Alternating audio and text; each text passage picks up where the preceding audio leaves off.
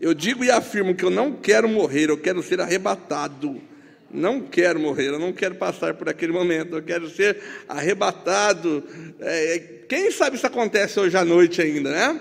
Quem sabe durante a virada de 19 para 20, o Senhor Jesus volta e leva a sua igreja. É a nossa oração, né? Sempre, Maranata, ora vem Senhor Jesus, que nós oramos eu já quase bati carros, orando nas viagens, olhando para o céu, orando pela volta do Senhor Jesus. Mas que bom seria, né, irmãos? Ou que bom será, né? Seja de uma forma ou de outra, né? Um dia vamos estar todos juntos na presença do nosso Deus. Tá bom. A mensagem que eu vou pregar, que Deus me deu a graça de pôs no meu coração, que eu gostaria de entregar para você, ela tem mais ou menos 1 hora. Mas não se preocupe, eu vou pregar metade desse tempo. Tá bom? Eu tenho um relógio dentro de mim. Tá? Não se preocupe, eu não vi relógio aqui, mas não se preocupe com isso. Não precisa, tem um relógio que me manda parar. Quem me conhece já me viu pregar, ou já me viu dizer isso, eu tenho um sonho que eu peço a Deus que realize antes do arrebatamento da igreja, ou antes da minha morte. Eu gostaria de viver um culto, pastor Rômulo, quem sabe o senhor não nos ajuda a organizar isso. Eu gostaria de viver um culto de 12 horas, onde homens, pregadores vão se revezar, onde as pessoas vão cantar, vão louvar, isso durante um dia todo, né? 12 horas de culto, com intervalo sim, mas 12 horas num lugar louvando e adorando a Deus. É um sonho que particularmente eu almejo um dia ver, né? Quem sabe isso um dia não acontece e a gente vai fazer isso junto para a glória do Senhor. Ore por nós, ore pelo Ministério Missões em Jerusalém, ore para que Deus continue a nos abençoando. Muito obrigado, pastor, pelo convite. Eu estava pregando conferência recentemente no Poranga, eu falei para o pastor Luiz, pastor, eu tenho mais um compromisso esse ano. Semana que vem estarei pregando, Deus permitindo, na Igreja Batista Nova Vida, em São Paulo, lá liderada pelo meu amigo pastor Sean, né? Mas no final daquela semana eu recebi uma ligação do pastor Wagner, pedindo para mim pregar de semana passada na segunda igreja, porque ele ia estar de viagem, né? E quando eu pensava que tudo tinha acabado, o pastor Rômulo me passa uma mensagem pedindo que eu viesse aqui trazer uma mensagem. Então Deus vai mudando, né? A gente pensa que um compromisso, até que o telefone toca, com a graça de Deus, mas temos que ser obedientes ao chamado do Senhor. Meu irmão, sempre. E não para, né? Domingo já estarei pregando em Salles Oliveira, com a graça de Deus. E o ano começa, não para. Eu emendei tudo esse ano e assim vai ser, Deus permitindo até que Ele queira, né? Obrigado pelo convite, pastor. Estou orando desde já para as conferências em Goiânia, pela graça do Senhor. Abra sua Bíblia comigo, lá em Atos capítulo 8, versículo 1. E se ponha de pé e vamos ler a palavra de Deus.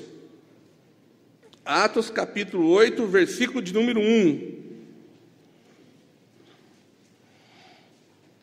O título da mensagem é Alguém ficou para contar a história. Atos 8, versículo de número 1. Está escrito: E também Saulo consentiu na sua morte, na morte dele. E fez-se naquele dia uma grande perseguição contra a igreja que estava em Jerusalém. E todos foram dispersos pelas terras da Judéia e de Samaria, exceto os apóstolos. Alguém ficou para contar a história. Vamos orar? Pai bendito, eterno Deus, damos graças ao Senhor por este momento solene, maravilhoso, em que nos reunimos para glorificar e cantar ao Teu nome. Obrigado pelo ano de 2019 que o Senhor nos concedeu, meu Pai. Obrigado pelas provas, pelas lutas, pelas vitórias que o Senhor nos deu.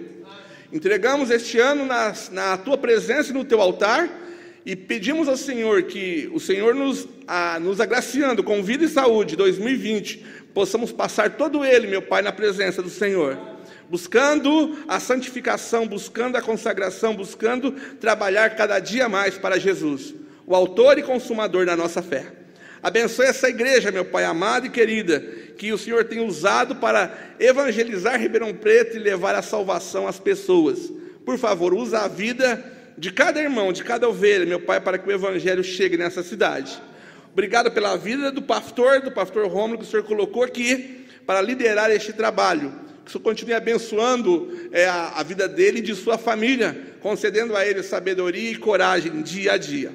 Pai bendito, ajuda-nos agora a compreender um pouco mais da vontade do Senhor, para que possamos ser testemunhas fiéis da Tua palavra. Em nome de Jesus oramos, amém e amém. Pode se sentar, irmãos. Alguém ficou para contar a história.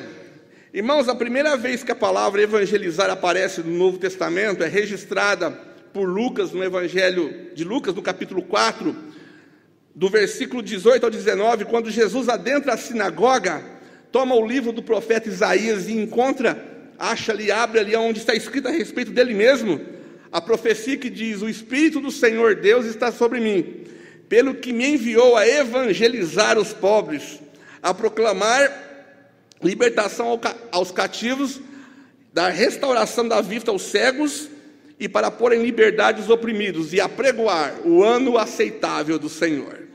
É a primeira vez que você vai ler sobre evangelizar no Novo Testamento. Deixa eu te dizer uma coisa já de cara: evangelismo, tem muita gente que diz que não evangeliza, que não fala de Cristo para ninguém, porque não tem o dom de evangelizar. Saiba você que evangelismo não é dom, evangelismo é ordem do Senhor. Ide por todo mundo e pregai o evangelho a toda criatura.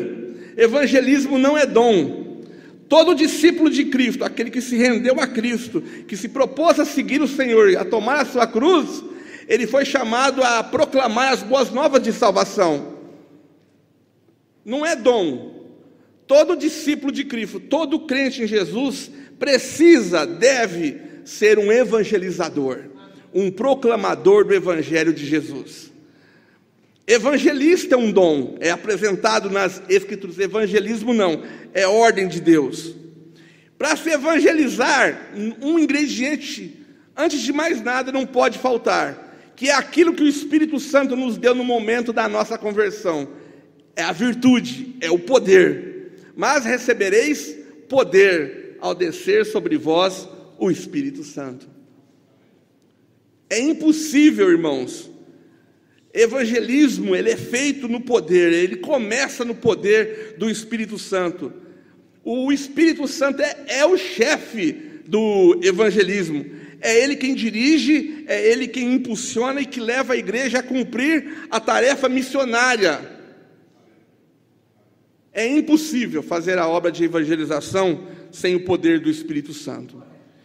Igualmente impossível é receber o Espírito Santo e não se preocupar com o evangelismo. É impossível. Cristo disse que eu e você seríamos suas testemunhas. Significa que eu e você fomos chamados, intimados pelo Senhor a proclamar as boas novas de salvação na pessoa de Jesus Cristo. Essa é a nossa missão. É a minha e é a sua. Receber do Senhor alguma coisa é sempre secundário. E creia, Ele vai cuidar de mim e de você. Amém? Sempre vai cuidar. Então, quer estar no centro da vontade de Deus? Quer ser uma testemunha fiel? Comece sendo um ganhador de almas. Comece sendo um ganhador de almas. Mas eu pergunto, o que a igreja precisa retomar para voltar a evangelizar com eficácia e eficiência, consequentemente voltar a crescer como a igreja primitiva? Alcançava os perdidos, eles se convertiam e automaticamente havia crescimento numérico dentro da casa de Deus. Hoje eu vou mostrar para vocês duas urgências que nós devemos dar atenção para que possamos praticar biblicamente o ministério de evangelização. Então que Deus nos abençoe, irmãos. Anote aí, a primeira urgência, a informação. Eu cito para você Atos capítulo 17, versículo 30. Ora, não levou Deus em conta os tempos da ignorância. E glória a Deus por isso. Agora, pois, notifica os homens em toda parte que se arrependam. Notificar aqui, segundo Atos 17, 30, significa fazer saber. Você já percebeu como caceiros estão crescendo cada dia mais? Só existe uma maneira de combater o crescimento das seitas, ou pelo menos tentar restringir.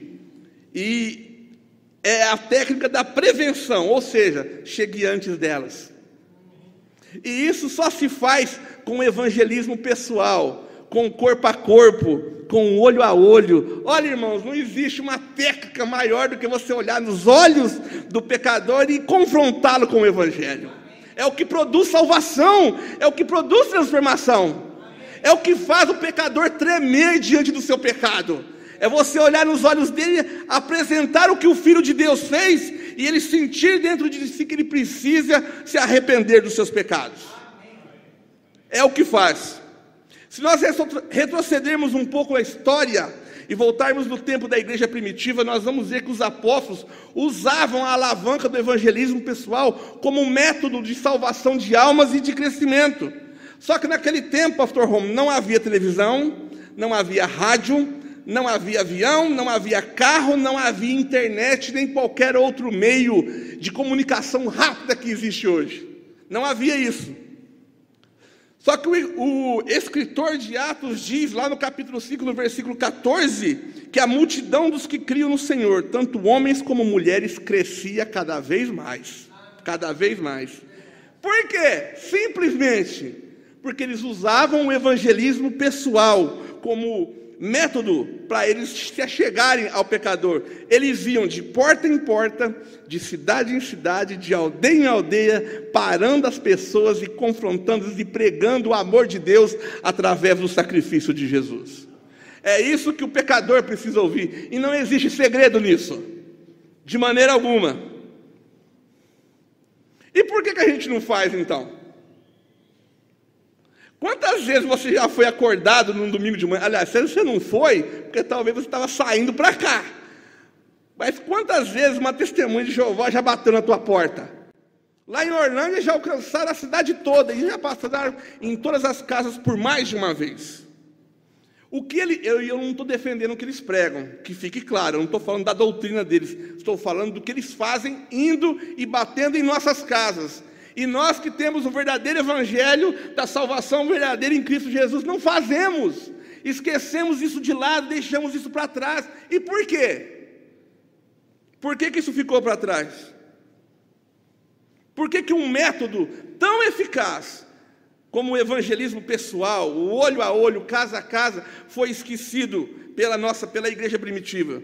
Quando nós estudamos o livro de Atos, a gente passa a entender um pouco sobre isso. Naquela época, o cristianismo ele era considerado uma seita do judaísmo. Não havia liberdade, havia perseguição para se pegar o evangelho. E os crentes se reuniam nas casas de novos crentes. Não havia templos construídos, não havia as basílicas, os santuários que hoje existem. Aliás, os crentes daquele tempo não tinham tempo de ficar apreciando a arquitetura dos seus templos. Você sabe por quê? Estavam ocupados demais lá fora, buscando almas, pregando o evangelho aonde os pecadores perdidos estão. É onde eles estavam. Houve um pregador por nome John Wesley, que no seu avivamento resgatou o evangelismo em massa. O pregador ia até uma multidão de pecadores, e ali ele pregava a palavra de Deus, não ficava esperando que este fosse até o templo para se converter. Aliás, deixa eu abrir um parênteses, é uma situação muito nítida no nosso meio hoje em dia, né? Nas nossas igrejas, né? A gente fica esperando que o pecador venha por livre e espontânea vontade aos nossos cultos. E quando os convidamos, muitos os convidam para vir no culto do domingo à noite, né? Como se a EBD ou se o culto de quarta-feira tivesse menos poder, né? Para que de alguma forma Deus venha e o toque. A verdade, irmãos, é que existe uma outra verdade imperando dentro das nossas igrejas. Nós não queremos ir atrás das almas, nós queremos que elas venham até nós. Mas a ordem de Cristo foi: ide por todo mundo, ou seja, vão atrás delas, vai atrás das almas. Nós precisamos nos despertar para isso. O segredo está no ir.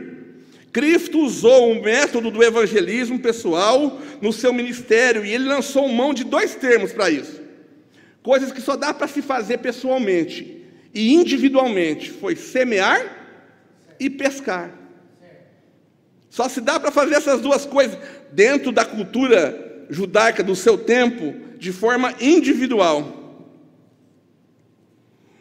Os discípulos, seguindo o testemunho e o exemplo de Cristo, tomaram isso como forma de vida e não deixaram de usar o evangelismo pessoal como a forma mais eficaz de salvação de almas. Se você der continuidade à leitura de Atos, no capítulo 8, você vai ver que entre mentes os que foram dispersos, está escrito, iam por toda parte pregando a palavra. Eles não iam só por ir, eles iam pregando a palavra. Com a conversão de Saulo, o evangelismo, se você compreenda isso, com a conversão de Saulo, o evangelismo então explodiu de vez. E começou ali, desde a sua fundação, uma coisa maravilhosa, que quem gosta de matemática vai gostar muito do que eu vou falar. A matemática de Deus, irmãos, ela não apenas soma, ela se multiplica. Quer ver? É muito fácil a gente provar como que o evangelismo ele funciona de uma forma maravilhosa. No princípio era apenas um pregador, um pescador, Jesus. Esse homem chamou 12, os treinou e os enviou. Se você ler Lucas capítulo 10, você vai ver Cristo enviando outros 70. Ali em Pentecostes, em Atos capítulo 1, era 120. E a palavra foi crescendo, os discípulos foram por toda parte pregando, que num dia maravilhoso o número chegou a quase 3.000 almas. E não parou. A coisa foi subindo, eles foram pregando, e num outro dia, a consequência foi o aumento de conversões a quase 5.000 almas. E a Bíblia diz que o número dos discípulos crescia e se multiplicava. Consequentemente, as igrejas começaram a se multiplicar. E por fim, em Colossenses 1:23, o apóstolo Paulo registra que o evangelho tomou uma proporção tamanha, porque os discípulos não pararam de pregar, que aquele evangelho, naqueles dias, foi pregado a toda criatura debaixo do céu. Toda criatura. Eu e você, pastor, temos o mesmo Jesus, a mesma mensagem, o mesmo evangelho, os mesmos pecadores. Então o que falta?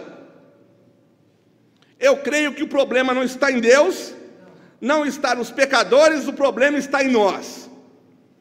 Essa desculpa de quem não evangeliza, de quem não fala de Cristo às pessoas, de se esconder atrás dizendo que o coração do homem está endurecido, eu afirmo que quem está com o coração endurecido são os próprios crentes. Falta o amor às almas sem Cristo, irmãos. Falta a consciência de que nesse momento, enquanto a gente está aqui, tem gente morrendo e indo para o inferno. Ontem uma moça de 34 anos se enforcou, mais um suicídio em Orlândia. Ele tem um alto índice de suicídio. Um dia desse, uma mãe desesperada me procurou, falou: pastor, pelo amor de Deus, conversa com meu filho. Já tentou se matar 5 vezes. A última foi ontem, eu fui tirar ele da linha do trem. É o lugar onde mais se mata em Orlândia. Nós corremos na casa dele, Guilherme, uma bela noite. Ficamos por 3 horas conversando com aquele jovem. Conversamos por 3 horas com ele.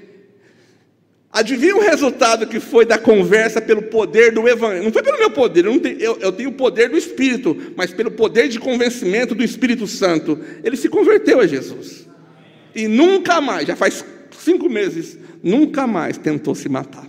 Nunca mais. E se alguém não vai lá? Ele estaria no inferno hoje. Ele estaria queimando no inferno hoje. E que fique claro que o dever de evangelizar não se restringe apenas aos pastores. O dever de evangelizar não é apenas dos pastores, pastor João Henrique, e dos missionários. Não, Deus não os comissionou apenas a estes homens a falar de Cristo. A ordem foi dada a todos os discípulos de Cristo. Significa, meu irmão, minha irmã, que eu e você temos o dever de levar almas ao conhecimento do Senhor. Na ordem, no quesito evangelizar, pastores e ovelhas estão no mesmo patamar. A ordem é para todos. Primeira urgência, a informação. E a segunda urgência, a preparação. Eu leio para você Atos capítulo 6, versículo 3 e 4. Mas escolhei entre vós 7 homens de boa reputação, cheios do espírito de sabedoria, aos quais encarregaremos deste serviço. E quanto a nós, nos consagraremos à oração e ao ministério da palavra. Deixa eu falar uma coisa. Em nome de Jesus, não saia para lugar nenhum para evangelizar alguém sem antes orar por ela. Eu costumo dizer que antes de um crente sair para o campo para ganhar uma alma para Cristo, ele deve entrar no quarto, se trancar, dobrar seus joelhos e em oração ganhar as almas para Jesus. Para quando ela se converter na sua frente, você olhar e falar: eu já orei por você. Olha, irmãos, é incrível como que tem crente até hoje que não tem vida. Eu não estou falando de crente que ora. Vida de oração. Vida diária de oração aos pés do Senhor. Como é que vai ter poder para pregar o Evangelho sem ter intimidade de oração pleno? Como ele vai se encher do poder do Espírito sem oração? Consequentemente, não vai ver ninguém nascendo na sua frente. E eu costumo dizer que o crente em Jesus, que nunca ganhou uma alma, que nunca viu uma alma nascendo na frente dele, em Cristo, em lágrimas, em choro, tremendo, esse crente não experimentou a alegria plena da vida cristã. Eu prego a andarilhos na beira da estrada. Eu vou atrás deles na beira da estrada. Eu conto isso para os outros, as pessoas acham que eu sou louco e perguntam: por que o senhor vai atrás deles? Minha resposta é simples: se eu não for, quem irá? Você vai? Então deixa que eu vou. Deixa que eu vou. E é uma alegria quando um deles se converte a Cristo e me abraça. Pastor, mas abraça, rola com ele no chão. É uma alegria, tem festa no céu, a gente faz festa na terra. Pastor, mas só não liga de se sujar de maneira alguma, a água limpa. A água lava, não se importe com isso. Mas a alegria de ver alguém andrajoso, sujo, arrependido, com lágrimas nos olhos, rolando no chão de alegria, pulando e gritando: louvado seja o Senhor. Você nunca viu isso? Vem comigo que eu te mostro. É maravilhoso. A primeira coisa que eu pedi para Deus quando eu me converti, eu não sabia. Eu passei uma vergonha eu tinha 2 meses de conversão, quando uma sobrinha minha, ela é mais velha do que eu, perguntou para mim: quantas almas você já ganhou para Cristo? Eu nem sabia o que era isso. Eu olhei para ela e falei: não sei, nenhuma. Ela olhou para mim e falou: que tipo de crente que você é? Eu tinha 2 meses de conversão, meu Deus, eu não sabia o que era. E naquele dia eu falei: a partir de hoje eu quero saber o que é ganhar uma alma para Cristo. E a partir de hoje eu quero ganhar almas para Jesus. Estava conversando com o irmão Joel ali fora, eu falei para ele que eu saí do campo, o pastor falou. 15 dias depois que eu me mudei, eu me converti. E minha grande frustração de quando eu fui mudar da roça era: aonde eu vou pescar? Minha casa ficava a 20 metros da lagoa, todo dia às 4 da tarde eu estava pescando. 25 anos eu morei ali, eu falei: aonde eu vou pescar? E eu chorava, eu brigava com Deus, porque eu não sabia onde eu ia pescar, eu não queria mudar dali, eu queria ficar, eu queria morrer naquele lugar, que era meu ninho. 15 dias depois eu me mudei, 15 dias depois eu ouvi o Evangelho. Na noite em que eu ouvi o Evangelho, eu aceitei a Cristo como meu Senhor e Salvador. E comecei a ler a Bíblia. Quando eu li o Evangelho de Lucas no capítulo 5, Jesus chamando Pedro, naquela pescaria frustrada de uma noite, sob as ordens de Cristo, ele lança a rede e pega um monte. E Jesus então declara para Pedro, né? Vinde após mim. Ali não, esse é Marcos que fala: não temas, doravante serás pescador de homens. Eu entendi o porquê Deus me tirou da roça. Tem muito crente que se esconde atrás da desculpa. Uma hora é tempo, uma hora porque chove, uma hora porque faz sol, uma hora porque faz frio, como se não existisse guarda-chuva, como se não existisse capa de chuva, como se não existisse abrigo, como se não existisse chapéu. Cada hora é uma coisa. Não existe desculpa para não ir atrás dos pecadores, viu? Ah, pastor, eu não sei falar, não sei, eu não consigo. Se você conversar, quem me conhece aqui sabe. Quem me conhece sabe do que eu vou falar. Se você conversar comigo por 10 minutos, você vai notar que eu sou gago. Conversa comigo depois, você vai notar que eu gaguejo.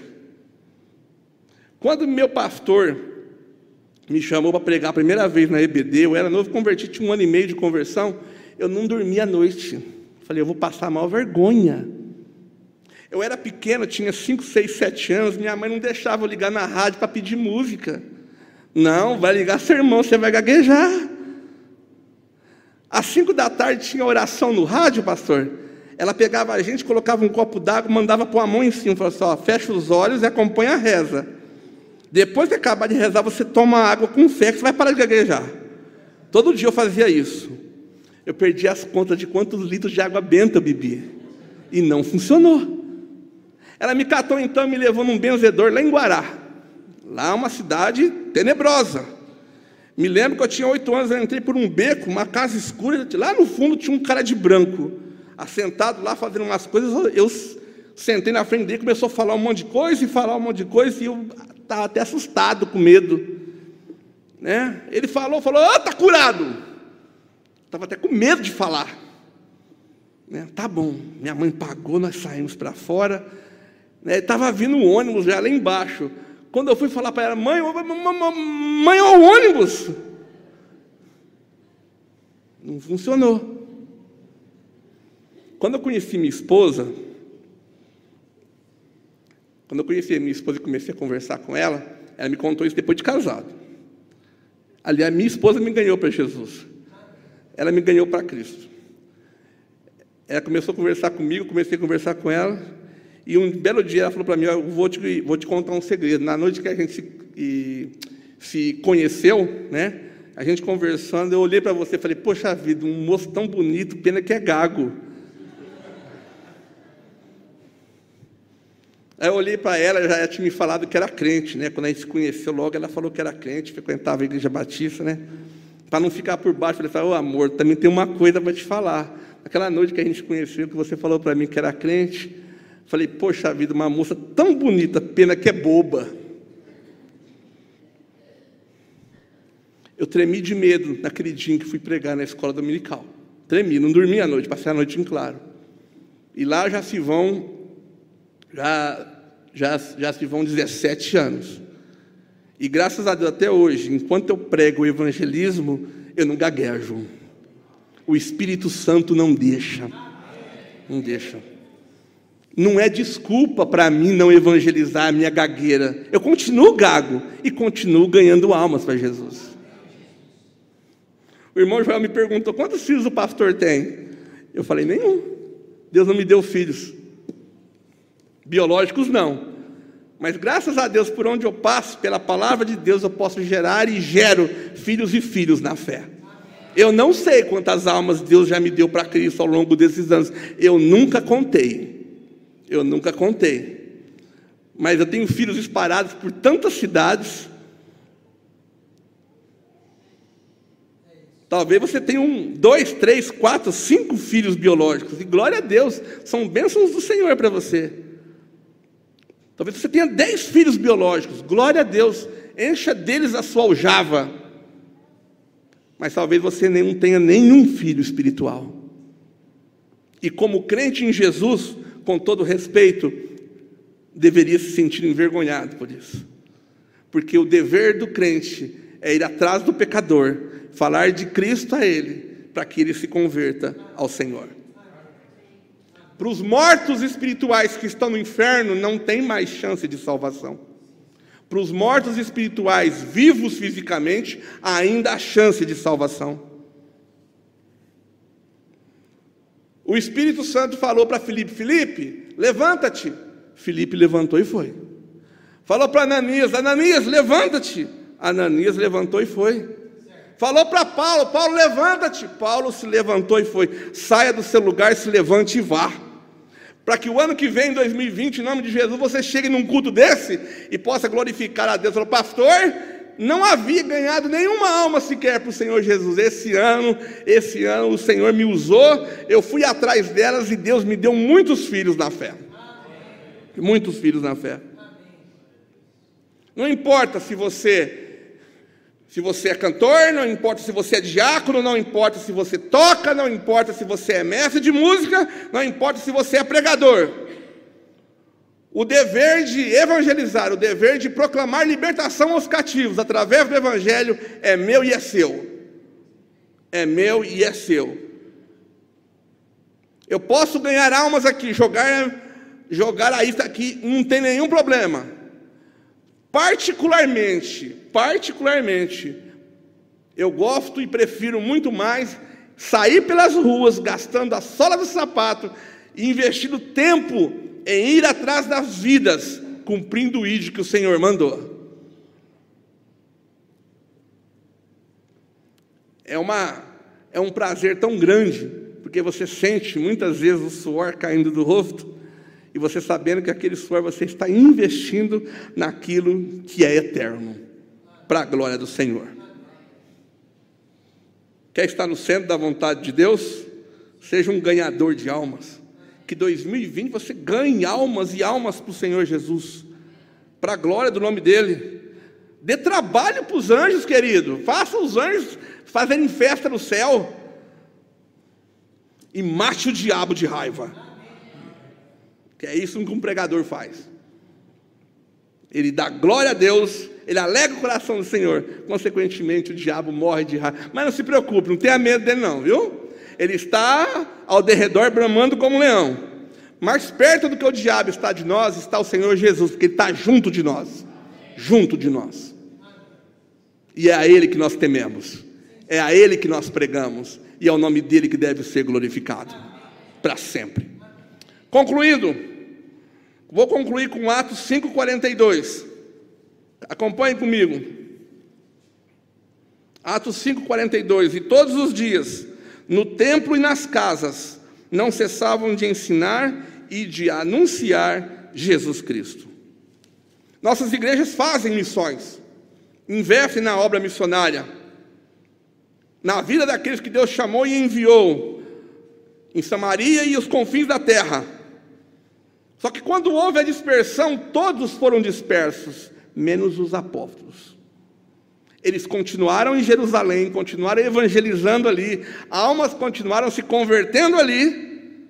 Se os missionários foram e nós ficamos, pregue a palavra de Deus na sua Jerusalém, para que outras almas venham a se converter e possam ser enviadas até os confins da terra.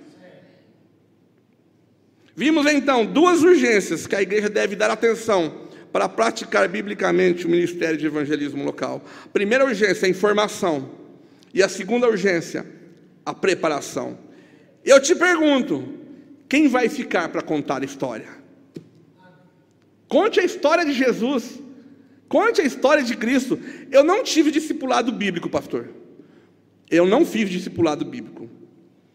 Mas o dia, eu me lembro exatamente, no dia que Deus me chamou e me mandou para as ruas. Eu era solteiro, eu morava em São Joaquim da Barra, eu levantei num feriado, catei minha Bíblia e fui para o asilo, para a casa de acolhimento de idosos. E lá eu fui pregar para eles, pela primeira vez, foi onde eu evangelizei a primeira vez. No ano de 2003, e nunca mais parei. Espero parar o dia em que Cristo me chamar para a sua presença. Naquele dia eu quero parar, sabendo que vou descansar na presença do Deus Altíssimo, mas até lá que o Senhor me dê almas. É o meu anseio, é a minha vontade, é o meu querer, é o que eu busco todos os dias na presença do Senhor. Dentro das nossas falhas humanas, eu tenho certeza que Deus quer usar a sua vida, para levar alguém ao conhecimento de Cristo. Ele quer usar a minha, mas quer usar a sua também. Ele quer que você seja a testemunha que Ele chamou para você ser. Ele quer que você seja esse ganhador de almas que Ele quer, para que no final do ano que vem, se você ganhou isso aqui vai estar lotado. Um só, olha a matemática de Deus funcionando. Invista a sua vida em derrame-se na vida de para que esse esteja aqui. E aqui embaixo, e lá em cima, e lá fora, até esse prédio ser largado, terrenos sejam comprados do lado, até Não caber mais gente. Pastor, mas onde que a gente vai pôr tanta gente? Não sei, não é problema nosso. Deus vai providenciar. Para a glória do Senhor. Quer uma vida nova? Comece um ano novo, levando uma nova alma ao conhecimento de Jesus. Vamos orar? Boa noite, igreja emancipada. Boas bênçãos que nós passamos e bênçãos maiores vindo, né? A nossa igreja se emancipou, hoje está pagando todas as suas contas. A gente sempre espera que os filhos da gente façam isso, né? Saia de casa, arrume um trabalho e se emancipe. Nossa igreja se emancipou com 4 anos, não foi com 18. Irmãos, vamos abrir nossas Bíblias. Um texto que eu uso como testemunho, sempre quando eu começar um testemunho na minha vida. Segundo Samuel 12, capítulo 12, versículo 19 a 23.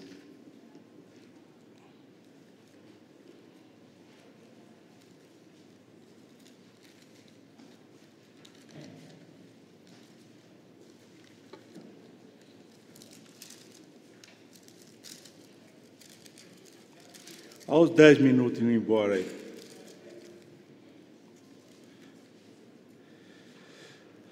Viu, porém, Davi que os seus servos falavam baixo, e entendeu Davi que a criança estava morta. Pelo que disse Davi a seus servos: está morta a criança? E eles disseram: está morta. Então Davi se levantou da terra, e se lavou, e se ungiu, e mudou de roupas, e entrou na casa do Senhor, e adorou.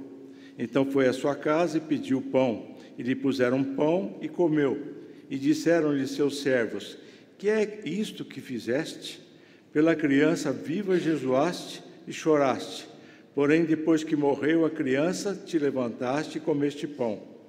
E disse ele: vivendo ainda a criança, jejuei e chorei, porque dizia: quem sabe se Deus se compadecerá de mim e viverá a criança?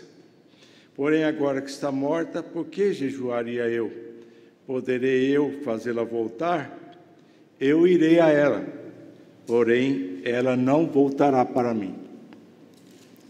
Quando eu me converti, foi debaixo de uma tragédia muito grande em minha família, no qual perdemos nossa filha, e eu fiquei à mercê da mídia. A IPTV estava começando em Ribeirão Preto, e houve uma certa comoção na cidade, pelo fato do acidente como ocorreu, e foram 2 crianças que faleceram. A neta de uma senhora que trabalhava na minha casa estava junto, e as 2 se chocaram no trânsito e faleceram. Então, naquele período, eu era descrente, a minha mulher era salva. Naquele período, eu recebi muitas visitas em casa, eu ficava confuso. Tanta gente vinha testemunho de Jeová, vinha adventista, vinha espírita, tudo visitando, e eu não sabia nada. Eu só queria resposta e não sabia nada. E esse texto me deu a resposta quando alguém me trouxe a palavra de Deus, e eu queria a resposta. A resposta veio através da palavra de Deus. Na minha casa, minha irmã, que dava aulas de cursilho, veio com o meu cunhado, ficou em casa 1 semana, e não me ajudaram em nada. Aí meu sogro mandou um pastor que fosse na minha casa, e me falou do Evangelho e me deu as respostas que eu precisava, porque a resposta está na palavra de Deus, está nas Escrituras. E eu estava semanas sem trabalhar, eu não tinha nenhuma força para trabalhar, de retomar, e minha mulher firme, recebendo as pessoas, e eu olhava para ela e falei: quem diz que o homem é o sexo forte? Eu vi a diferença é que minha mulher era salva, e ela mostrou com a vida dela como é ser forte, porque ela tinha fé e ela sabia onde estava a nossa filha. E esse texto me deu a resposta. Então, depois desse período, nós descobrimos uma igreja para frequentar, a Igreja Batista Veiga Miranda, no Campos Elíseos. O pastor Jaime foi nos fazer uma visita e começamos a frequentar a igreja. eu tinha grande dificuldade com relação a dinheiro. Eu falei, estou indo para a igreja, e lá eles falam de dízimo, e aquela igreja nem de dízimo, falava de promessa de fé. Eu falei, seu Wilson, o que é isso? É 10% de dízimo, mais promessa de fé. Esse aí me incomodava. Eu trabalhava em banco, mexia com dinheiro, e era terrível, me incomodava muito. Aí ele falou, Cleiton, se você não é abençoado com 90%, você não vai ser abençoado com 100%, 120%. Você só faça. Faça o que a palavra diz. Se você está obedecendo até agora, fica firme. E aí, ficamos firmes. E aí, nossa vida pela igreja foi sempre, você imagina, 38 anos de salvos, a gente tem altos e baixos. Mas não, Deus nos garante um porto seguro, não uma viagem tranquila. Então a gente tem altos e baixos. Então eu fui firme, fiel, nunca deixei de frequentar a igreja, mas mesmo você sendo assíduo e frequente na igreja, você pode estar afastado, fora da palavra de Deus. E aí, como eu recebi o consolo da palavra de Deus, eu recebi a comunhão com os irmãos, cresci na fé, eu visitava, eu participava das visitações, viajava como pastor, eu fui crescendo e aí me acomodei. Aí comecei a me dedicar ao banco, fazer carreira e tudo mais, e aí você dá aquele relaxamento. E aí é onde o inimigo atua. Então, nesse período difícil, passamos de instabilidade, você fica suscetível e frágil. Então, você pode cair nesse momento. Então, nesse período que eu fiquei instável, eu fui nomeado para Araraquara, para trabalhar no banco. E lá eu fui procurar uma igreja que eu já conhecia do pastor Benny Cox, começou o trabalho lá, uma igreja pequenininha. Aí o pessoal lá de Araraquara falou, você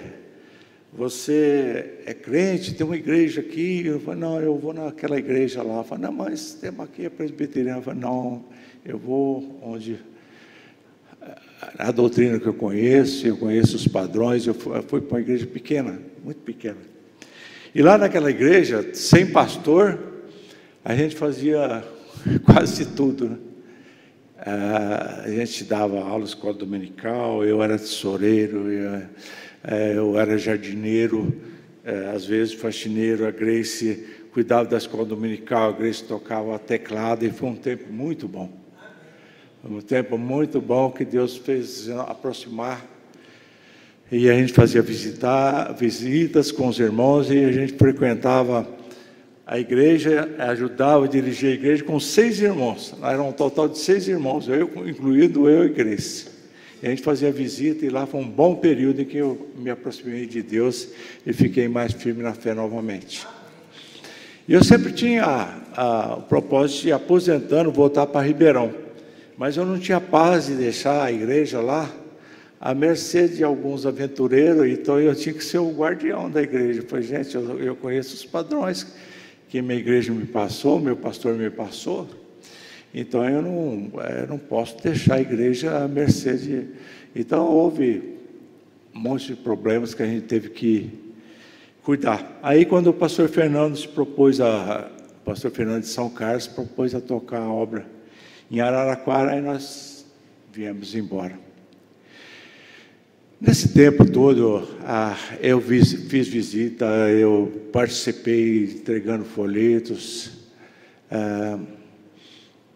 procurei me colocar à disposição do pastor para qualquer obra no ministério. O pastor Rômulo iniciou o trabalho aqui em Ribeirão Preto, fiquei tão feliz, falei, vou voltar a trabalhar de novo na obra. O pastor Rômulo dando lição sobre os dons e como você pode ser útil na igreja. E eu coloquei o dom que eu tinha para o pastor, mas o pastor sempre me chamando para aqui e ali, eu falando sim, sempre para... Mas ganhador de almas. No domingo de manhã, o o Marquinhos estava dando aula na escola dominical, ele estava falando sobre a igreja de Laodiceia.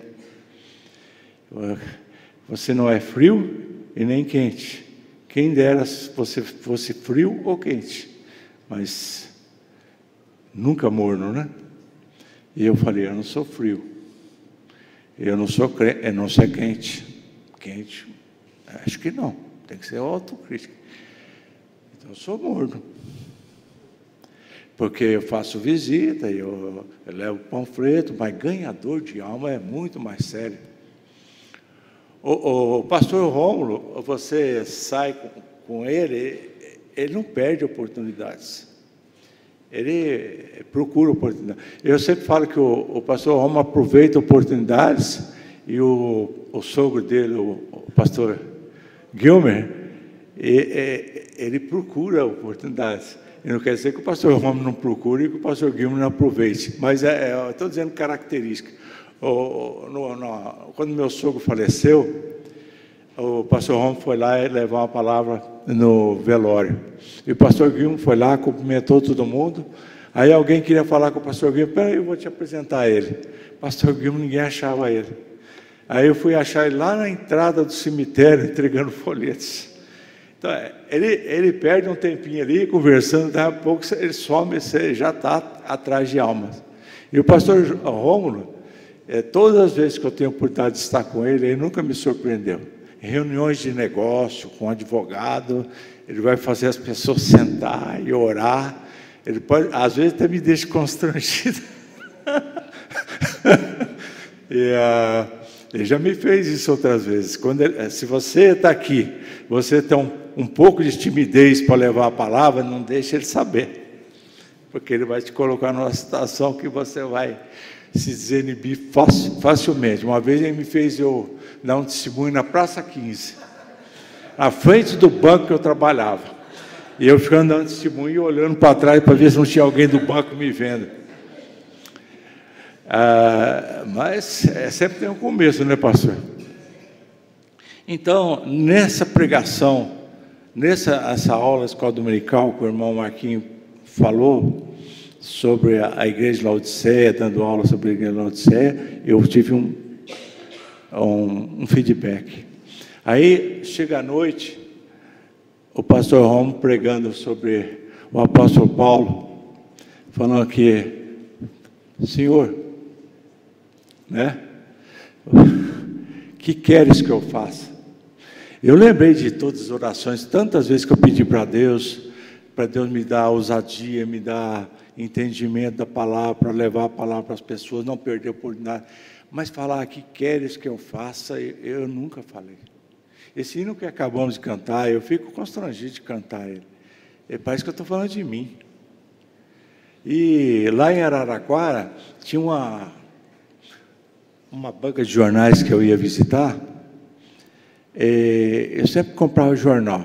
E o dono da banca, eu conversava com ele sabia tudo de mim. Ele sabia que eu era palmeirense, porque eu comprava o jornal, ele sabia que eu trabalhava no banco, a gente falava de trabalho, falava de tudo.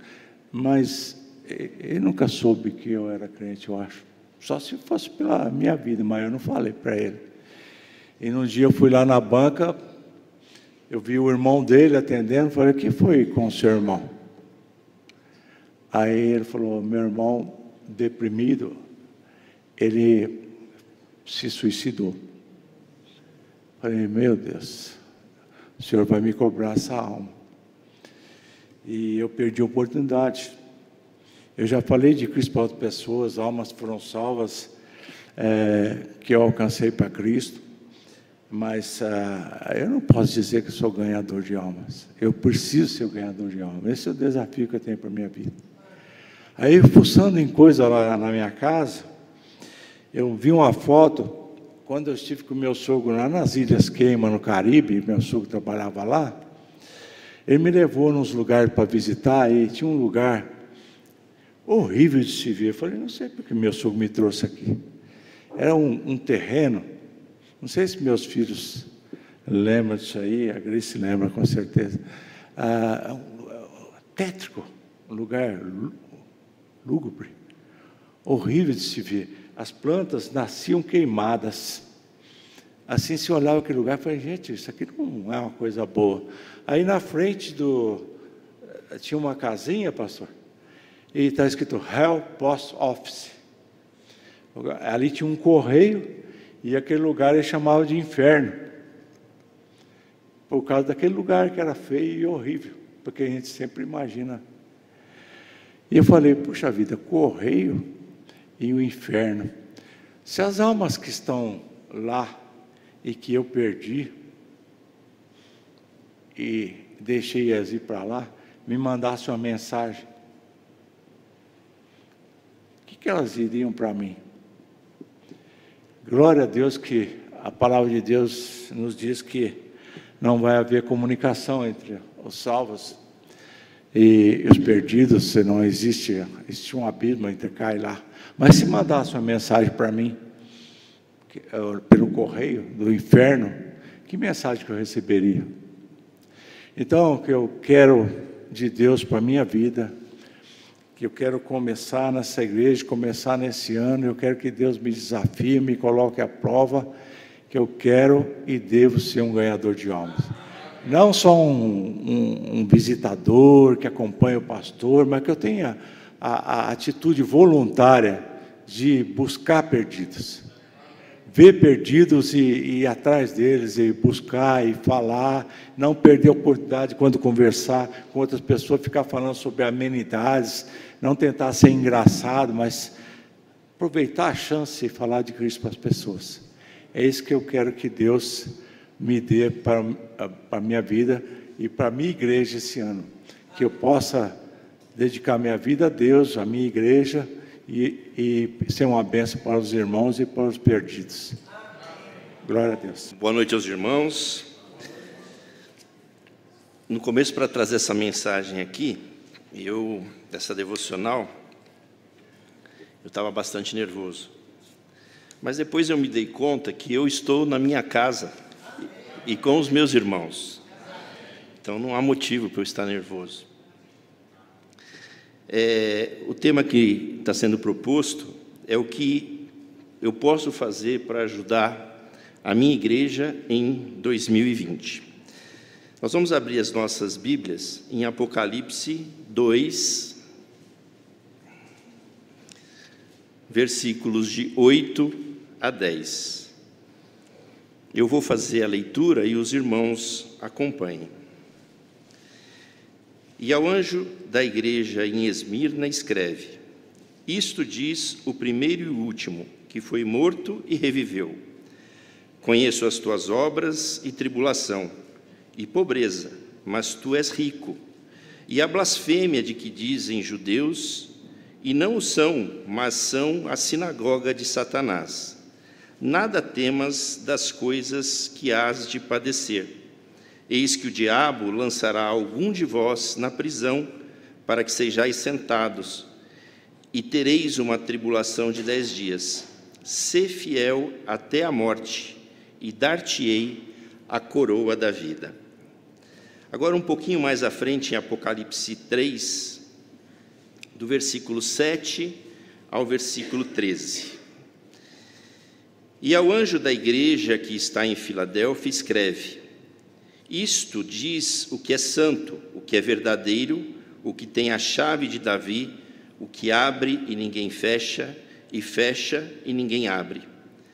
Conheço as tuas obras, eis que diante de ti pus uma porta aberta, e ninguém a pode fechar. Tendo pouca força, guardaste a minha palavra, e não negaste o meu nome. Eis que eu farei aos da sinagoga de Satanás, aos que dizem judeus e não são, mas mentem, eis que eu farei que venham e adorem prostrados a teus pés e saibam que eu te amo. Como guardaste a palavra da minha paciência, também eu te guardei na hora da tentação, que há de vir sobre todo o mundo, para tentar os que há de vir para todo o mundo, para tentar os que habitam na terra. Eis que venho sem demora. Guarda o que tens, para que ninguém tome a tua coroa. A quem vencer, eu o farei coluna do templo do meu Deus, e dele nunca sairá. E escreverei sobre ele o nome do meu Deus, e o nome da cidade do meu Deus, a nova Jerusalém, que desce do céu do meu Deus, e também o meu novo nome. Quem tem ouvidos, ouça o que o Espírito diz às igrejas. Nesse próximo slide, nós temos um quadro. Eu separei o texto das duas igrejas. Essas duas igrejas, das 7 igrejas do Apocalipse, são as duas únicas que não receberam nenhuma crítica de Jesus. A igreja de Esmirna e Filadélfia. Jesus elogiou essas duas igrejas. A igreja de Esmirna, o elogio é que ela suporta o sofrimento graciosamente. Não há crítica. A instrução é que ela seja fiel até a morte. E a promessa, a coroa da vida.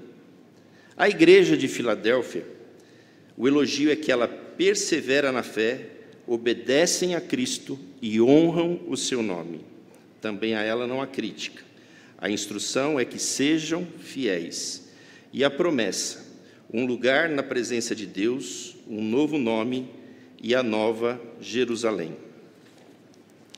A Escritura nos traz instruções claras de comportamento, modo de pensar, de agir e de viver. No livro do Apocalipse, nós temos uma análise e avaliação do Senhor de como deve ser o exemplo da igreja. O Senhor deixou isso para nós. O que Ele aprova, o que Ele elogia, o que Ele critica, o que Ele instrui e o que Ele promete. E o que eu posso fazer pela minha igreja em 2020? A igreja é o corpo vivo de Cristo e somos membros uns dos outros.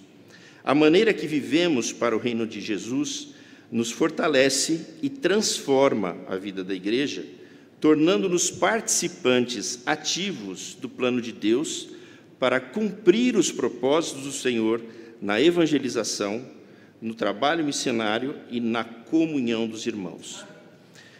Lucas 10, 2 nos diz o seguinte: e dizia-lhes, Jesus dizia-lhes, grande é em verdade a seara, mas os obreiros são poucos. Rogai, pois, ao Senhor da seara que envie obreiros para a sua seara. Nós podemos dispor de uma lista de condutas que podemos adotar para ajudar nossa igreja. É uma lista de condutas, de coisas que podemos fazer, como ler a Bíblia diariamente, fazer devocionais em nossas casas, ter fidelidade nos dízimos, nas ofertas, nas promessas de fé, assiduidade aos cultos e às atividades da igreja, distribuir folhetos, convidar pessoas, visitar os irmãos e respeitar as autoridades da igreja. Estes são alguns poucos itens de regras que são bem estabelecidas e que devem ser cumpridas fielmente. Mas isso não é o suficiente. É claro que é extremamente importante termos compromisso, ordem, regras estabelecidas para o crescimento da igreja, a expansão do reino de Jesus Cristo. Não há nada de errado com isso. É assim que deve ser feito, com compromisso, zelo e amor. Mas agora eu quero que nós abramos as nossas Bíblias em Mateus 23, de 1 a 6. Então falou Jesus à multidão e aos seus discípulos, dizendo: na cadeira de Moisés estão assentados os escribas e fariseus. Todas as coisas, pois, que vos disserem que observeis, observai-as e fazei-as, mas não procedais em conformidade com as suas obras, porque dizem e não fazem. Pois atam os fardos pesados e difíceis de suportar, e os põem nos ombros dos homens, eles, porém, nem com o seu dedo querem movê-los. E fazem todas as obras a fim de serem vistos pelos homens, pois trazem largos filactérios e alargam a franja de suas vestes. nós precisamos ter o cuidado de não sermos fariseus de nós mesmos e confundir o serviço da igreja com uma religiosidade e legalismo que era tão comum aos fariseus que Jesus repreendeu em diversas oportunidades. Observai-a e fazei-as, mas não procedais em conformidade com as suas obras, porque dizem e não fazem. Então, a mesma pergunta retorna: o que eu posso fazer para ajudar a minha igreja? Eu preciso amar a Jesus Cristo sobre todas as coisas, viver por Ele, morrer por Ele, conhecer, estudar e viver a sua palavra integralmente, abrir mão de tudo que eu sou, de tudo que eu tenho, em amor a Ele. Se todos nós tivermos esse compromisso com Jesus, cumpriremos todas as demais coisas e seremos uma igreja aprovada, onde o amor que existe entre nós irá impactar o mundo perdido. Seremos corpo bem ajustado e totalmente ligado, levando à frente a obra redentora de Jesus Cristo, o nosso Senhor. Teremos compromisso com o sustento da igreja e das missões, esperando ansiosamente o dia dos cultos. Trabalharemos pela igreja, serviremos uns aos outros em amor. Amém. Na minha vida eu cometi muitos pecados e errei muitas vezes. Todos os pecados que eu cometi, eles tiveram consequência na vida da minha família, todos eles. Nós, como corpo de Cristo, estamos,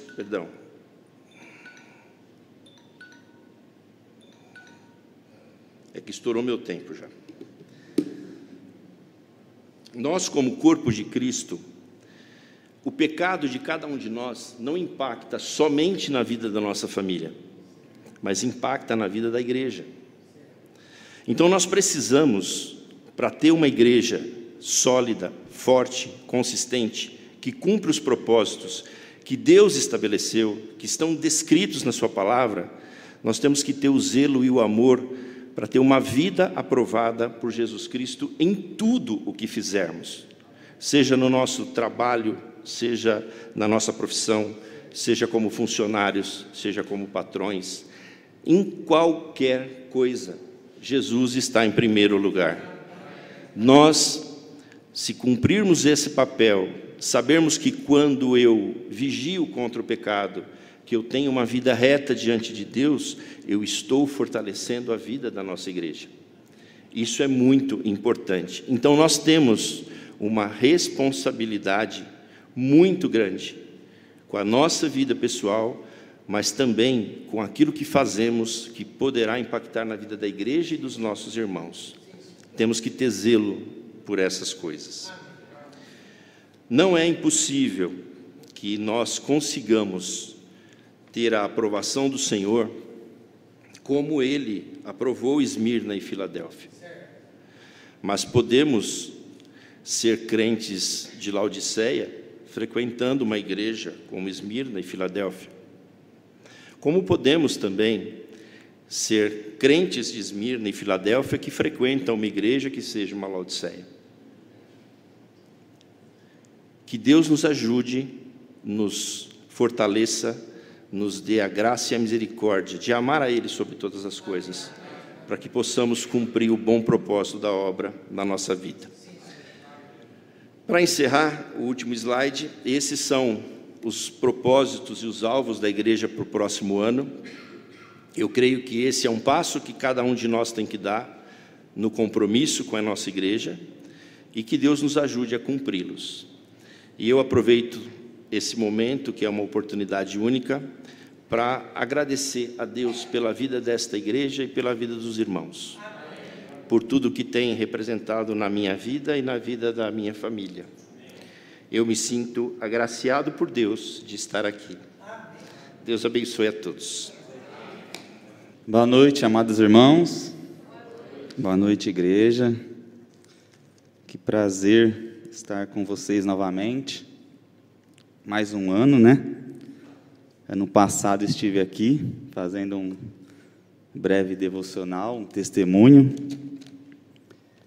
E que diferença do ano passado para esse ano, porque estou vendo bastante rosto diferente, rostinhos novos aí, muita bênção. Deus nos presenteou com muitas famílias, pessoas maravilhosas que nos trazem alegria. E também alegre pelos rostinhos velhos, porque isso mostra que, como o pastor Rômulo disse aquela hora, isso já estava no meu devocional aqui, até aqui nos ajudou o Senhor, até aqui o Senhor tem nos sustentado, o Senhor tem nos carregado, tem nos protegido, porque esse ano 2019 foi um ano difícil, tivemos muitas lutas, né, tribulações, alguns irmãos tiveram perdas, muitos irmãos adoeceram, pessoas, né, irmãos tiveram cirurgias, outros viajaram, né. Ano passado o pastor Carlos não estava aqui, a sua família fizeram falta, mas estamos contentes, porque temos que seguir adiante, e sabemos que Deus está no controle de tudo, né? Deus está sobre todos nós. Então, irmãos, o primeiro ponto que eu tenho no meu devocional, né? O que eu posso fazer para a minha igreja em 2020, né? Esse é o tema, para ajudar a minha igreja, está em 1 Pedro, capítulo 4,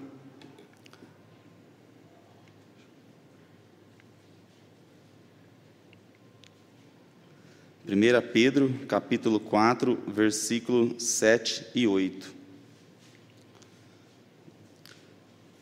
Mas já está próximo o fim de todas as coisas, portanto, sede sóbrios e vigiai em oração, tendo antes de tudo ardente amor uns para com os outros, porque o amor cobre uma multidão de pecados.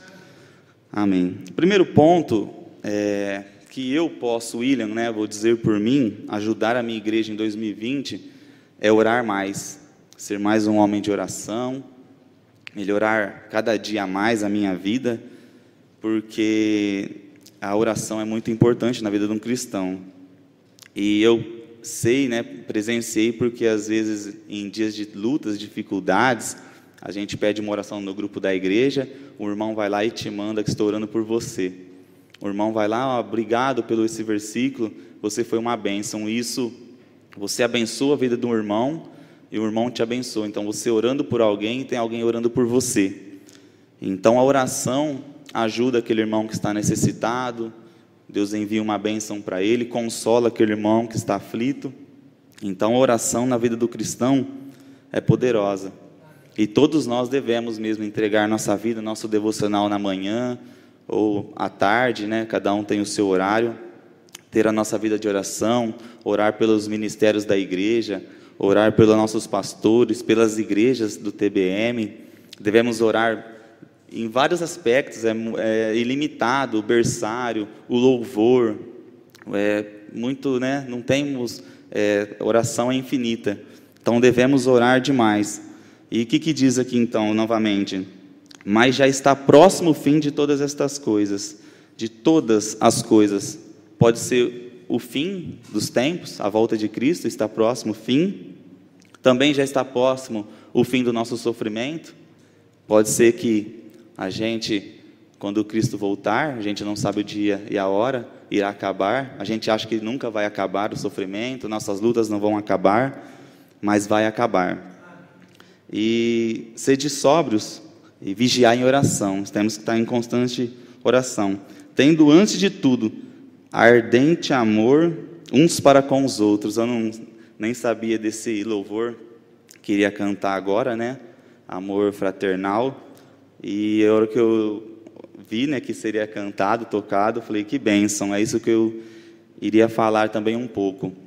Como o irmão Francisco disse, o amor entre nós irmãos é muito importante.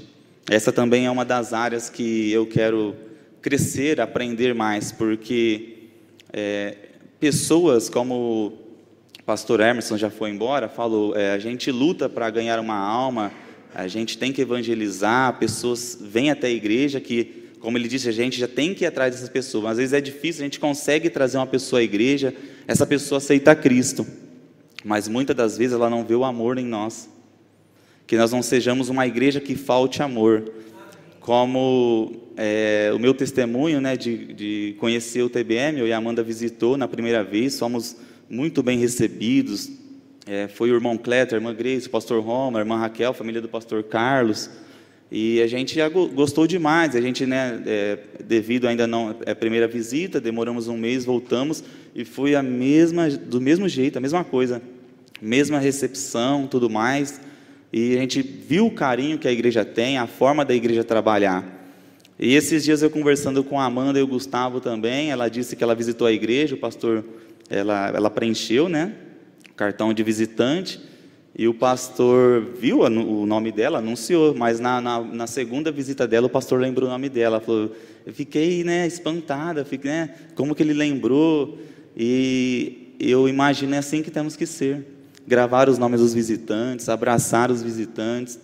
Já está difícil de ganhar almas, né, já temos que ir atrás delas, mas a pessoa que vem, temos que ser uma igreja diferente, uma igreja que acolhe, uma igreja que abraça, uma igreja que ora pelos outros, uma igreja que dá atenção, desde para os irmãos, os mais velhos aos mais jovens, né? Uma igreja que trabalha com os casais, uma igreja que trabalha com os jovens, com as crianças. A nossa igreja tem tudo isso, mas temos que atentar por amor. Porque às vezes a pessoa aceita Cristo, se converte, ela está aqui, mas uma pessoa sem amor fala algo que entristece aquele irmão. Uma pessoa sem amor magoa o irmão, e aquela pessoa sai, ela não trouxe o marido, ou ela não trouxe a esposa, ela já volta sozinha. E isso já não tem aquele casamento garantido. Quem diz que essa pessoa sem instrução da palavra de Deus vai conseguir manter um casamento? Quem diz que sem instrução de Deus ela vai conseguir trazer o seu filho? Então a igreja amorosa é uma igreja que consegue resgatar a família por completo. Uma igreja amorosa, uma igreja que não deixa o marido voltar sozinho, não deixa a esposa voltar sozinha. Então temos que estar atentos nessa área também. O próximo ponto é trabalhar. A igreja também, além da oração, tem muitos pontos para trabalhar. Desde uma portaria, que é algo muito importante, os irmãos recebem aos visitantes, aos próprios irmãos membros com um sorriso, ao berçário, o carinho que as pessoas têm que ter com as crianças, porque os pais têm ciúme, né, do bebezinho, mas também tem os irmãos que limpam, tem os irmãos do louvor.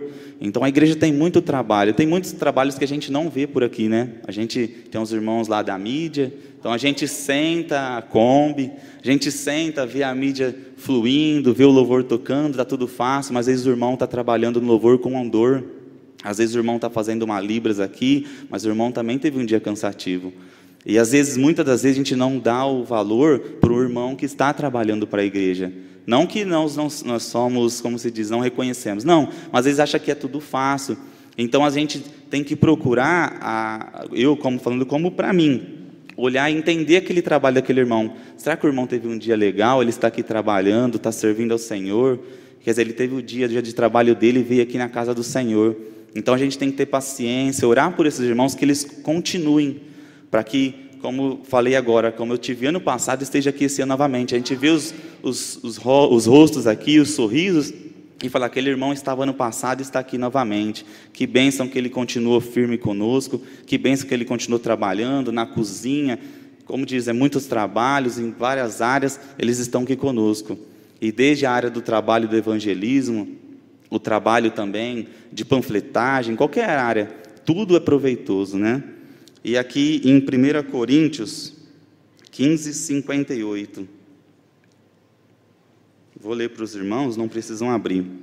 Portanto, meus amados irmãos, sede firmes e constantes, sempre abundantes na obra do Senhor, sabendo que o vosso trabalho não é vão no Senhor. Amém? Não tem mais o que falar. A própria palavra de Deus diz, nunca é em vão.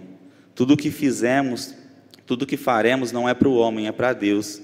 E Deus está vendo tudo isso e um dia irá nos recompensar por isso. E também aqui, continuação, Romanos 16, capítulo 16, versículo 12, olha o que diz aqui: saudai a Trifena e a Trifosa, que trabalham no Senhor, e saudai a amada Pérside, que muito trabalhou no Senhor. Amém? O que eu vejo com esse texto aqui? Imagina, o irmão Francisco está aqui no TBM, hoje está fazendo quantos meses, irmão Francisco? 2 ou 3 meses, recente. Imagina o irmão Francisco daqui 3 anos, vai viajar em Goiânia lá, visitar a igreja-mãe, e o pastor Rômulo avisa lá, ó, saudar o irmão Francisco aí que está trabalhando muito bem lá no TBM, saudar ele que é um homem servo do Senhor fiel, amém? Então, quem trabalha no Senhor é saudado, quem trabalha no Senhor é lembrado, nosso trabalho nunca é em vão, amém?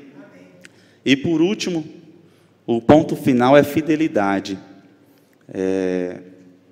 Gálatas, capítulo 5, versículo 22. Mas o fruto do Espírito é o amor, o gozo, a paz, a longanimidade, a benignidade, a bondade e a fidelidade. Amém? Que nós possamos ter o fruto do Espírito Santo. Sabemos que todos nós somos salvos, né? Todos temos o Espírito Santo, mas os nossos frutos têm que crescer, florescer a cada dia. E o ponto que eu peço aqui, que eu tenho para mim, é oração, trabalhar para o Senhor e ser fiel. Fiel aos cultos, fiel na palavra do Senhor, fiel no meu testemunho de vida. Nós temos a cada dia que melhorar. Hoje eu olho, conversando com a minha esposa, do ano passado para esse ano, tenho muito que mudar. Mas o que eu era, eu mudei muita coisa. E não para a minha glória, para a glória de Deus, porque Deus tem feito tantas coisas que a gente não merece, e a gente vai criando tanta alegria, a gente vai vendo o trabalhar de Deus, e a gente fala, Senhor, o Senhor é bom, é maravilhoso, e porque às vezes eu sou infiel, mas a palavra diz que Ele é fiel, Ele não muda. Então, que nós possamos continuar fiéis, passando anos, e quando a gente olhar daqui 5 anos à frente, 6 anos, a poder abraçar o irmão Antônio, abraçar os jovens, o irmão João Henrique, o Paulo, qualquer irmão, e falar assim, lembra, 4 anos atrás, aquela luta, a gente passou, a gente venceu, passou 5, 6 anos, o seu filho cresceu, o seu filho está servindo ao Senhor, estamos firme e forte na casa de Deus, amém? Que nós possamos, nesse novo ano, entregar a nossa vida ao Senhor, entregar nosso tudo, e que o Senhor seja o centro das nossas vidas, amém? Boa noite, irmãos. Estava lendo meu cantinho, falei, ixi, justo eu que foi o que mais deu trabalho para o pastor, ele esqueceu de mim. Eu percebi que alguns irmãos ficaram meio tristes, já estava todo mundo feliz, agora eu vou comer. Mas graças a Deus, né? Quando chega nesses dias, final de ano, a gente começa a refletir e fala, que ano que a gente passou esse ano, né? Alguns irmãos tiveram perdas, alguns irmãos passaram por grandes lutas, mas o que mais nos deixa contente é que estamos aqui, fazendo a vontade de Deus e fazendo tudo aquilo, buscando, né, fazer aquilo que agrada a Ele, né? E foi nos proposto fazer esse devocional com esse tema, o que eu posso fazer para mudar a minha igreja em 2020. Confesso aos irmãos, quando o pastor, né, me selecionou, eu falei, Senhor, está nas tuas mãos, né? Eu falei, Senhor, agora é problema seu, me ajuda. Mas graças a Deus Ele é fiel, Ele é justo para nos ajudar. Amados, quando nós ouvimos essa frase, essa pergunta, o que podemos fazer para ajudar a nossa igreja? Nós temos pelo menos 2 tipos de pessoas. As que vão começar a pensar o que realmente eu posso fazer para ajudar a igreja, independente do que for, o que será que eu posso fazer? E tem aquelas que vão começar logo a pensar numa desculpa para continuar a não fazer nada. Mas graças a Deus, aqui no TBM, eu e a Tatiana, esse ano a gente pôde experimentar isso, que esse tipo de pensamento de que eu vou inventar alguma desculpa, eu não vou fazer nada, aqui isso não é plantado nos nossos corações, né? Nós sempre aprendemos de que servir ao Senhor é sempre bom, né? Nós estamos plantando para colher lá na glória, né? Eu quero usar o versículo de Efésios, capítulo 2 e verso 10, que diz assim, porque somos feitura sua, criados em Cristo Jesus para as boas obras, as quais Deus preparou para que andássemos nela. Sabemos que somos corpo de Cristo e que em um corpo, cada célula, cada veia, cada nervo, cada músculo, cada órgão tem a sua função determinada para que o corpo desempenhe a sua tarefa de forma plena. Cada um de nós temos como privilegiados em pertencer ao corpo de Cristo uma função a exercer. Como descrito na primeira carta aos Coríntios, no capítulo 12, também no versículo 12, todos nós fazemos parte do corpo de Cristo. Nem todos foram chamados para as mesmas funções, mas sim, Deus nos colocou, cada um em seu devido lugar. Entretanto, na visão divina, nenhum é mais importante que o outro. Até mesmo aqueles cuja função parecem ser as mais simples, têm um grande valor para Deus. Em 1 Coríntios, no capítulo 12, no verso 25, a palavra de Deus diz assim: para que não haja divisão no corpo, mas antes tenham os membros igual cuidado uns dos outros. Ou seja, vamos cuidar uns dos outros, vamos ter carinho, que é o que a gente sempre aprende aqui. Foi o que eu comecei a aprender desde o primeiro dia aqui. O cuidado para com o seu irmão. Perguntar, irmão, você está bem? Como você está? Né? Isso, eu e minha esposa, nós podemos provar esse ano. O que é viver uma realidade onde a igreja que você pertence, que você faz parte, que você é, quando ela te ama, quando ela te quer bem, né? Bom, e diante disso, e baseado nesse versículo de 1 Coríntios, nós podemos ver que existem várias formas de ajudarmos a nossa igreja para que ela cresça e espalhe o Evangelho de Cristo àqueles que necessitam. A primeira forma é a evangelização. Complicado de falar de evangelização depois de uma aula que nós tivemos aqui essa noite, né? Mas quando nós pensamos em evangelização, logo nos vem à cabeça a pregação da palavra, e isso é muito importante, isso é crucial. Porém, não é somente através da pregação que levamos as pessoas a conhecer a Cristo. Nossas atitudes como cristãos, tais como nosso modo de agir, de falar e de pensar, também revelam Cristo em nós. Claro que nada nos impede, né, de entregarmos um panfleto, convidarmos uma pessoa para o culto, né, ajudarmos na distribuição dos panfletos nas épocas das conferências, né. Eu quero abrir um parêntese aqui de que quando eu pensei nesse texto que eu fiz, o pastor ainda não tinha divulgado as metas da igreja para 2020. E quando eu vi, eu fiquei feliz, porque, Senhor, está em sincronia, está batendo com aquilo que o Senhor espera de nós. O segundo ponto que nós podemos ajudar a nossa igreja é na participação aqui na igreja local, né? Aqui na nossa meta é a pontualidade, né? E a frequência nos cultos. Os cultos no TBM sempre nos edificam, independentemente se o culto é na quarta-feira à noite, no domingo de manhã ou no domingo à noite. Nossa presença, e não digo só dos indivíduos, mas das famílias reunidas, sempre colabora com o fortalecimento e a comunhão dos salvos.